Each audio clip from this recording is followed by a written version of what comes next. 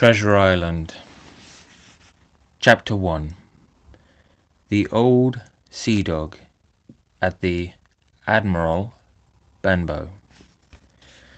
Squire Trelawney, Dr. Livesey, and the rest of these gentlemen, having asked me to write down the whole particular about Treasure Island, from the beginning to the end, keeping nothing back but the bearings of the island, and that only because there is still treasure not yet lifted, I take up my pen in the year of grace 17 such and such, and go back to the time when my father kept the Admiral Benbow Inn, and the brown old seaman with the sabre cut first took up his lodging under our roof.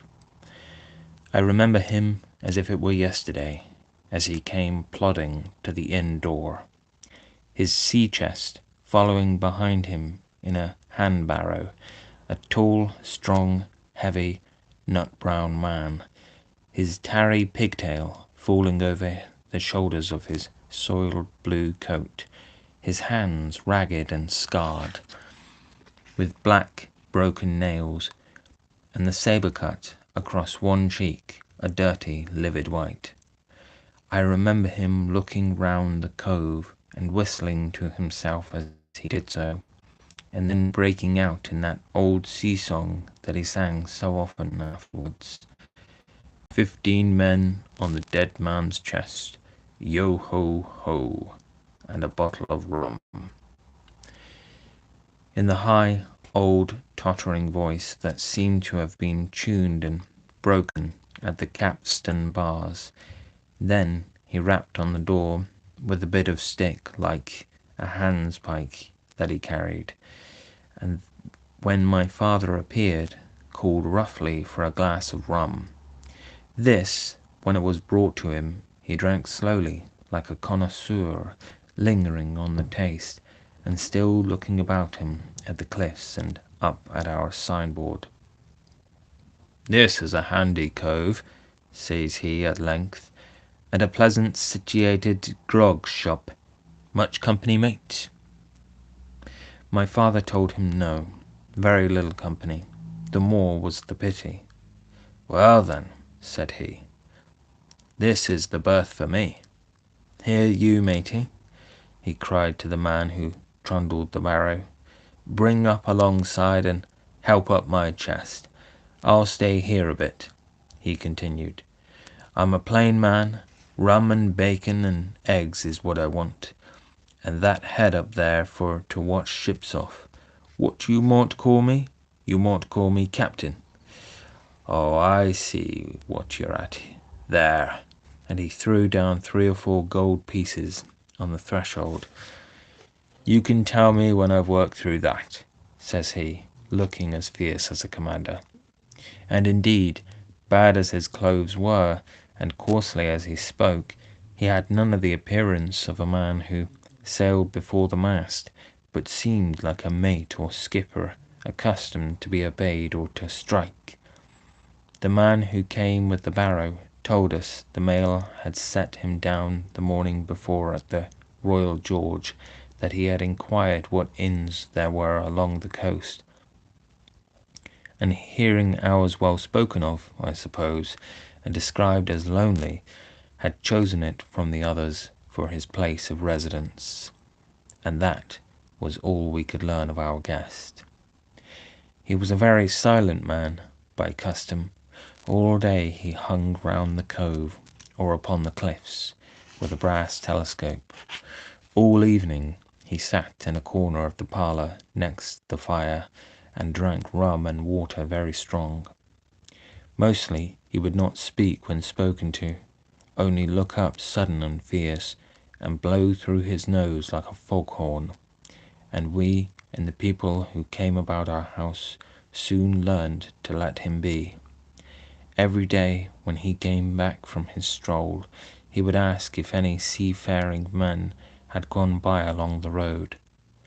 At first we thought it was the want of company of his own kind that made him ask this question, but at last we began to see he was desirous to avoid them. When a seaman put up at the Admiral Benbow, and now and then some did, making by the coast road for Bristol, he would look at him through the curtained door before he entered the parlour, and he was always sure to be as silent as a mouse when any such was present. For me, at least, there was no secret about the matter, for I was, in a way, a sharer in his alarms. He had taken me aside one day, and promised me a silver fourpenny on the first of every month if I would only keep my weather eye open for a seafaring man with one leg, and let him know the moment he appeared. Often enough, when the first of the month came round, and I applied to him for my wage, he would only blow through his nose at me and stare me down, but before the week was out he was sure to think better of it, bring me my fourpenny piece, and repeat his orders to look out for the seafaring man with one leg. How that personage haunted my dreams, I need scarcely tell you. On stormy nights, when the wind shook the four corners of the house, and the surf roared along the cove and up the cliffs, I would see him in 1,000 forms, and with 1,000 diabolical expressions. Now the leg would be cut off at the knee, now at the hip. Now he was a monstrous kind of creature who had never had but the one leg, and that in the middle of his body.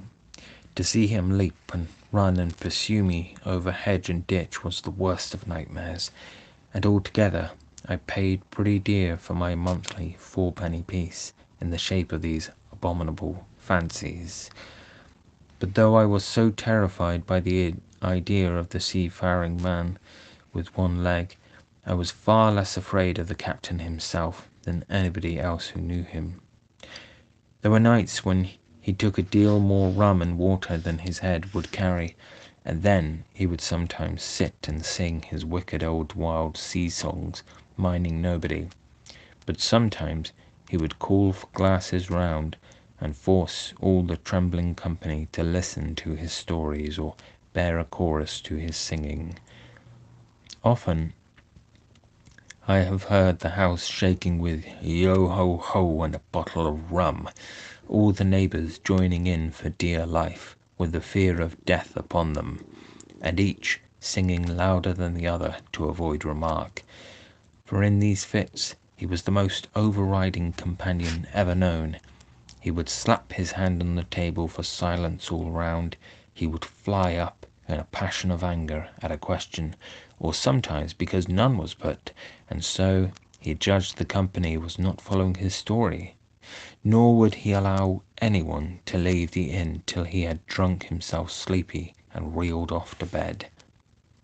His stories were what frightened people worst of all. Dreadful stories they were, about hanging and walking the plank, and storms at sea in the dry Tortugas, and wild deeds in places on the Spanish Main. By his own account, he must have lived his life among some of the wickedest men that God ever allowed upon the sea, and the language in which he told these stories shocked our plain country people almost as much as the crimes that he described. My father was always saying the inn would be ruined, for people would soon cease coming there to be tyrannized over and put down and sent shivering to their beds. But I really believe his presence did us good. People were frightened at the time, but on looking back, they rather liked it. It was a fine excitement in a quiet country life, and there was even a party of the younger men who pretended to admire him, calling him a true sea dog and a real old salt and such like names, and saying there was the sort of man that made England terrible at sea. In one way, indeed, he bade fair to ruin us, for he kept on staying week after week, and at last month after month, so that all the money had been long exhausted, and still my father never plucked up the heart to insist on having more. If ever he mentioned it, the captain blew through his nose so loudly that you might say he roared, and stared my poor father out of the room. I have seen him wringing his hands after such a rebuff, and I am sure the annoyance and the terror he lived in must have greatly hastened his early and unhappy death. All the time he lived with us, the captain made no change whatever in his dress but to buy some stockings from a hawker. One of the cocks of his hat having fallen down, he let it hang from that day forth, though it was a great annoyance when it blew. I remember the appearance of his coat, which he patched himself upstairs in his room, and which, before the end, was nothing but patches. He never wrote or received a letter, and he never spoke with any but the neighbours, and with these, for the most part, only when drunk on rum. The great sea chest none of us had ever seen open. He was only once crossed, and that was towards the end, when my poor father was gone in a decline that took him off. Dr. Livesey came late one afternoon to see the patient, took a bit of dinner from my mother, and went into the parlour to smoke a pipe until his horse should come down from the hamlet, for we had no stabling at the old Benbow. I followed him in, and I remember observing the contrast, the neat, bright doctor with his powder as white as snow, and his bright black eyes and pleasant manners, made with the coltish country folk, and above all, with that filthy, heavy, bleared scarecrow of a pirate of ours, sitting far gone in rum with his arms on the table. Suddenly he, the captain that is, began to pipe up his eternal song. 15 men on the dead man's chest, yo ho ho, and a bottle of rum. Drink and the devil had done for the rest, yo ho ho, and a bottle of rum. At first I had supposed the dead man's chest to be that identical big box of his upstairs in the front room, and the thought had been mingled in my nightmares with that of the one-legged seafaring man. But by this time we had all long ceased to pay any particular notice to the song.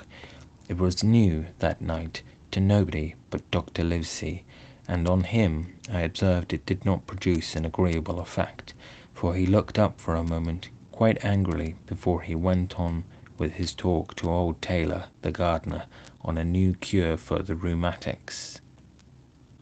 In the meantime the captain gradually brightened up at his own music, and at last flapped his hand upon the table before him in a way we all knew to mean silence. The voices stopped at once, all but Dr. Livesey's. He went on as before, speaking clear and kind, and drawing briskly at his pipe between every word or two. The captain glared at him for a while, flapped his hand again, glared still harder, and at last broke out with a villainous low oath. "Silence there, between decks!" "Were you addressing me, sir?" says the doctor, and when the ruffian had told him, with another oath, that this was so, "I have only one thing to say to you, sir," replies the doctor, "that if you keep on drinking rum, the world will soon be quit of a very dirty scoundrel." The old fellow's fury was awful. He sprang to his feet, drew and opened a sailor's clasp knife, and balancing it open on the palm of his hand, threatened to pin the doctor to the wall. The doctor never so much as moved. He spoke to him as before over his shoulder, and in the same tone of voice, rather high, so that all the room might hear, but perfectly calm and steady. "If you do not put that knife this instant in your pocket, I promise, upon my honour, you shall hang at the next assizes." Then followed a battle of looks between them, but the captain soon knuckled under, put up his weapon, and resumed his seat, grumbling like a beaten dog. "And now, sir," continued the doctor, "since I now know there's such a fellow in my district, you may count I'll have an eye upon you day and night. I'm not a doctor only, I'm a magistrate, and if I catch a breath of complaint against you, if it's only for a piece of incivility like tonight's, I'll take effectual means to have you hunted down and rooted out of this. Let that suffice." Soon after, Dr. Livesey's horse came to the door, and he rode away, but the captain held his peace that evening, and for many evenings to come.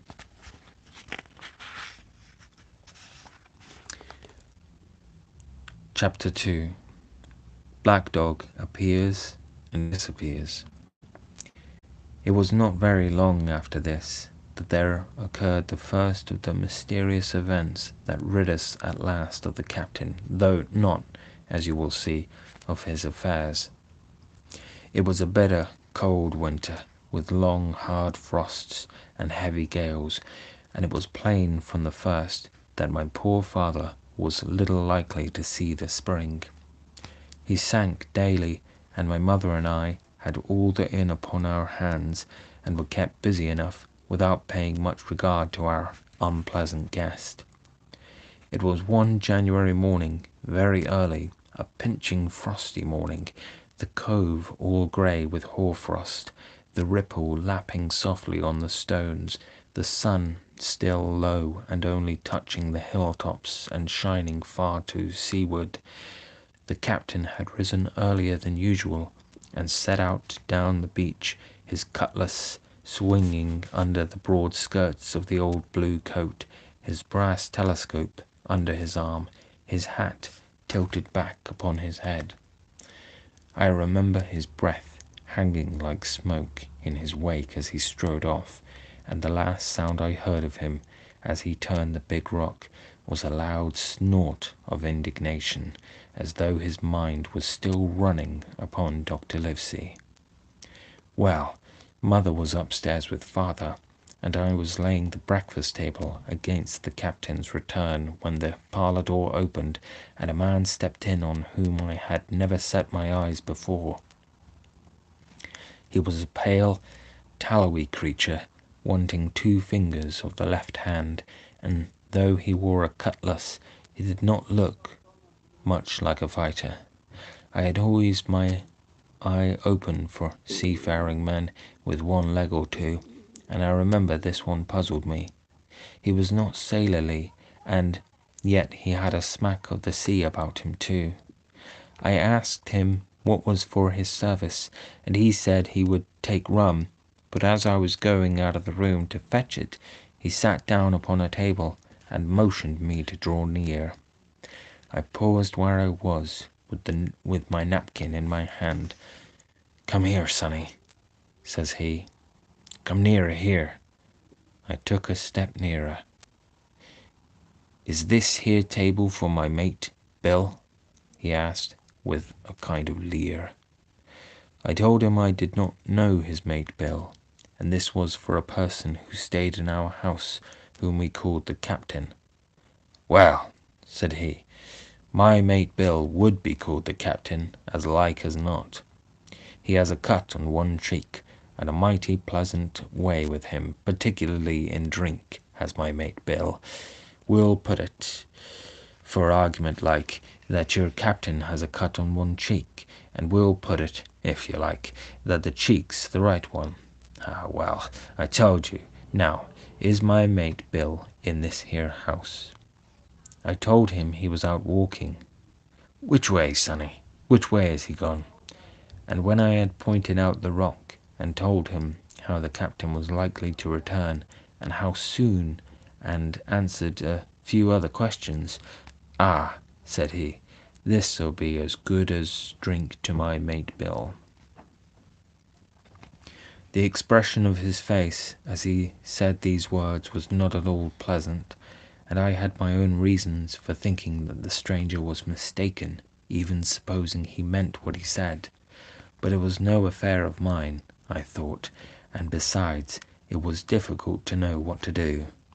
The stranger kept hanging about just inside the inn door, peering round the corner like a cat waiting for a mouse.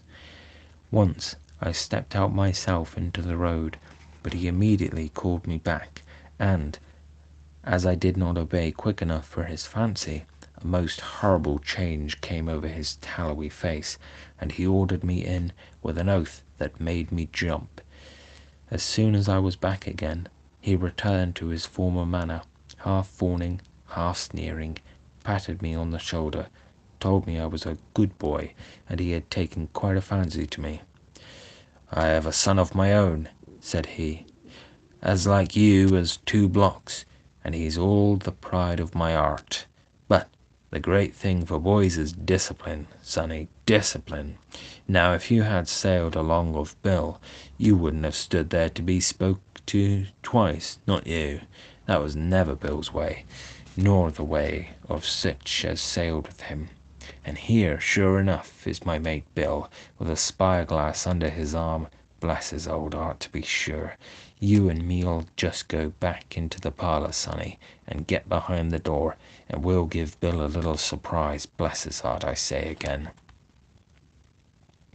So saying, the stranger backed along with me into the parlour, and put me behind him in the corner, so that we were both hidden by the open door.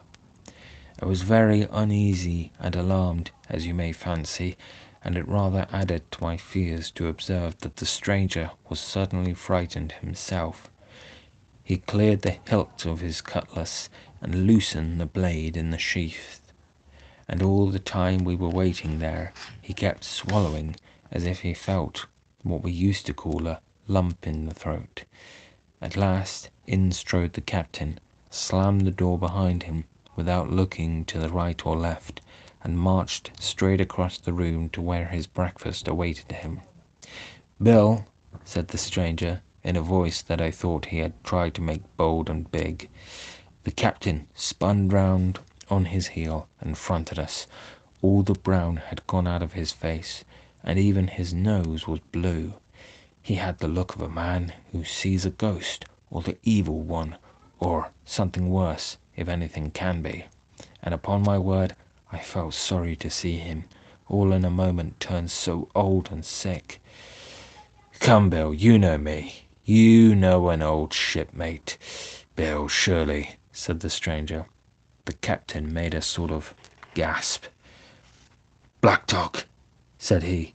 "And who else?" returned the other, getting more at ease. "Black Dog as ever was, come for to see his old shipmate Billy at the Admiral Benbow Inn. Ah, Bill, Bill, we have seen a sight of times, us two, since I lost them 2 talons," holding up his mutilated hand. "Now look here," said the captain. "You've run me down. Here I am. Well, then speak up. What is it?" "That's you, Bill," returned Black Dog. "You're in the right of it, Billy. I'll have a glass of rum from this dear child here, as I've took such a liking to, and we'll sit down, if you please, and talk square, like old shipmates." When I returned with the rum, they were already seated on either side of the captain's breakfast table, Black Dog next to the door, and sitting sideways so as to have one eye on his old shipmate, and one, as I thought, on his retreat. He bade me go and leave the door wide open. "None of your keyholes for me, sonny," he said, and I left them together and retired into the bar. For a long time, though I certainly did my best to listen, I could hear nothing but a low gabbling, but at last the voices began to grow higher, and I could pick up a word or two, mostly oaths, from the captain. "No, no, no, no, and an end of it," he cried once, and again, "if it comes to swinging, swing all, say I."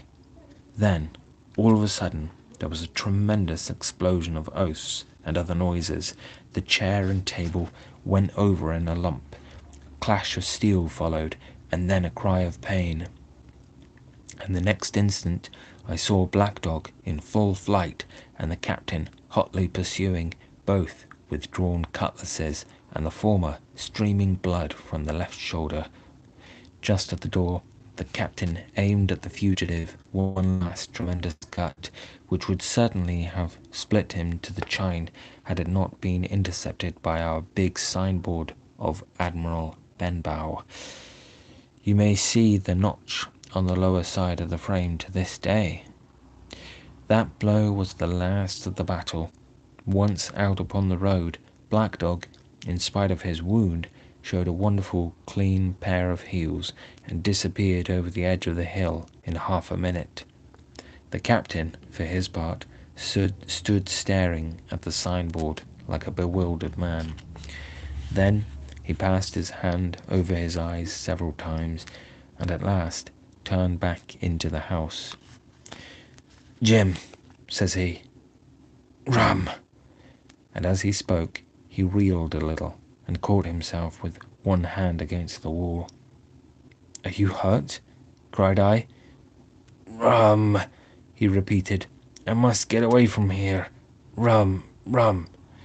I ran to fetch it, but I was quite unsteadied by all that had fallen out, and I broke one glass and fouled the tap, and while I was still getting in my own way, I heard a loud fall in the parlour, and, running in, beheld the captain lying full length upon the floor. At the same instant, my mother, alarmed by the cries and fighting, came running downstairs to help me. Between us, we raised his head. He was breathing very loud and hard, but his eyes were closed, and his face a horrible colour.